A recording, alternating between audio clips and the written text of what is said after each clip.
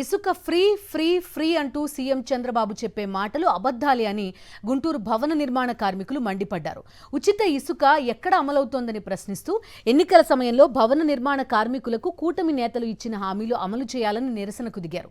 Guntur collector కార్యాలయం ఎదుట CITU ఆధ్వర్యంలో ధర్నా చేసిన కార్మికులు కూటమి సర్కార్పై తీవ్ర స్థాయిలో ఆగ్రహం వ్యక్తం చేశారు. మరింత సమాచారం మా ప్రతినిధి అశోక్ అందిస్తారు.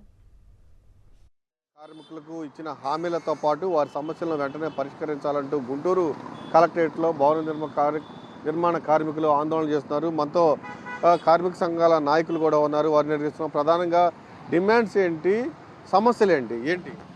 మేము ప్రధానంగా అడుగుతుంది, రాష్ట్ర ప్రభుత్వం ఎన్నికలప్పుడు భవన నిర్మాణ సంక్షేమ బోర్డును పునరుద్ధరిస్తామని చెప్పారు.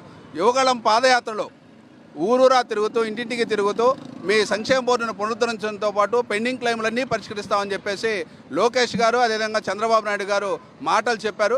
కానీ ఈరోజు ఒక్క అడుగు కూడా ముందుకు పడని పరిస్థితి. ఈ సంక్షేమ బోర్డు పునరుద్ధరించకపోవడం వల్ల ప్రమాదాలు జరిగినప్పుడు కార్మికులు అనేక ఇబ్బందులు పడుతున్నారు. ఆ కుటుంబాలు గడవక వాళ్ళు వీధులు పడాల్సిన పరిస్థితి వస్తుంది. కాబట్టి మేము ప్రధానంగా కోరేది సంక్షేమ బోర్డును పునరుద్ధరించాలని, మీరు ఇచ్చిన హామీని అమలు చేయాలని. రెండోది, ఈరోజు రాజధాని నిర్మాణం చాలా ప్రతిష్టాత్మకంగా ప్రారంభిస్తామని చెప్పేసి ఆర్భాటంగా ప్రచారాలు చేస్తున్నారు.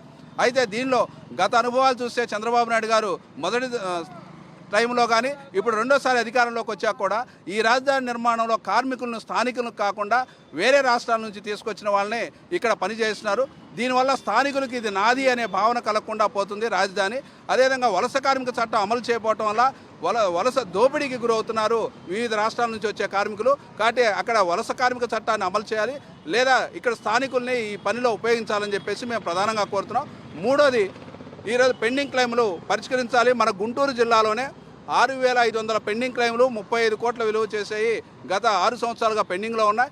ఈ ప్రభుత్వం కూడా వెంటనే నేను పరిష్కరిస్తానని చెప్పారు. ఇప్పుడు ఒక్క పెండింగ్ క్లెయిమ్ కూడా పరిష్కరించలేదు. అందువల్ల ఈ పెండింగ్ క్లెయిమ్లు పరిష్కరించాలని చెప్పేసి ఈ 3 ప్రధానమైన డిమాండ్స్తో మేము ఆందోళన చేస్తున్నాం. అదేవిధంగా ఇసుక సంబంధించి కూడా ఉచిత ఇసుక ఇస్తామని చెప్పారు. కానీ ఈరోజు ఉచిత ఇసుక అయితే అందుబాటులోకి రాలేదు. డబ్బులు పెట్టే కొనాల్సిన పరిస్థితి ఉంది. ఇసుక పరిస్థితి ఎట్లా ఉంది? కార్మిక సంఘాలకు సంబంధించి సమస్యలు ఏంటి? ప్రధానంగా ఉచిత ఇసుక ఇప్పుడు కూడా వచ్చే పరిస్థితి లేదు. ట్రాక్టర్ 5,500 6,000కి వచ్చిన పరిస్థితి. ఇసుక అందుబాటులోకి రావడం లేదు. 20 టన్నుల లారీలు తప్ప చిన్న లారీలు 12 టన్నుల లారీలు ఇప్పటికి కూడా రావట్లేదు. అవి పూర్తిగా ఆపేశారు. కొంటే ట్రాక్టర్ కొనాలి, లేదా 20 టన్నుల లారీలు కొనాలి. పూర్తిగా ఎన్నికల సమయంలో భవన నిర్మాణ కార్మికులకు ఏవైతే హామీలు ఇచ్చారో వాటిని వెంటనే అమలు చేయాలి. దాంతోపాటుగా సమస్యలను కూడా పరిష్కరించాలి. ప్రభుత్వం చెబుతున్న ఉచిత ఇసుక పాలసీ ఎక్కడ అమలు కావట్లేదు.